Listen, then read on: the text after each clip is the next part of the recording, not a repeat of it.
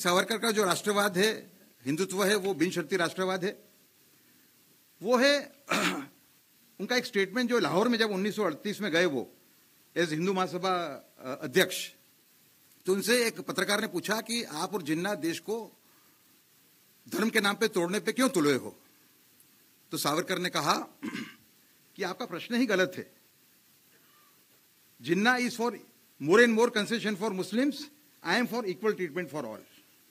और उनका 1937 का जो स्पीच है जब वो हिंदू महासभा के अध्यक्ष बने, उसमें कहा जाता है कि Savarkar said there are two nations living in India, ये बिल्कुल अर्ध सत्य है। उन्होंने कहा था कि एक मुस्लिम लीग के अपप्रचार के कारण और कांग्रेस की जो मुस्लिम तुष्टीकरण की नीति है उसके कारण हिंदू और मुस्लिम का अंतर बढ़ता जा रहा है, और ये एक बहुत बड़ा डिजीज है, ये इसको हमें ट्रीट करना पड़ेगा।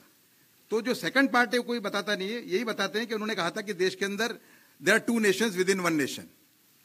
तो ये काफी उनके साथ।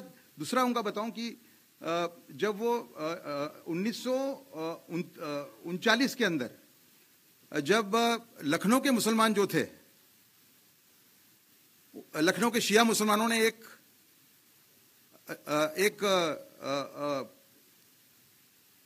रिजोल्यूशन पास किया कि जो भी मुसलमान गौ हत्या करेगा वो हिंदू मुस्लिम एकता का विरोधी गिना जाएगा। सावरकर ने जब ये पढ़ा पेपर के अंदर, तो सावरकर ने एक स्टेटमेंट, उनको एक लेटर लिखा और स्टेटमेंट भी इशू किया। उसने कहा कि मुसलमानों को ये जो प्रस्ताव है उसका मैं स्वागत करता हूं, और ऐसे प्रस्ताव अगर आते रहे तो हिंदू मुस्लिम एकता मुमकिन है। तो ये सावरकर का हिंदुत्व का जो दृष्टिकोण, ये असली दृष्टिकोण है। लेकिन एक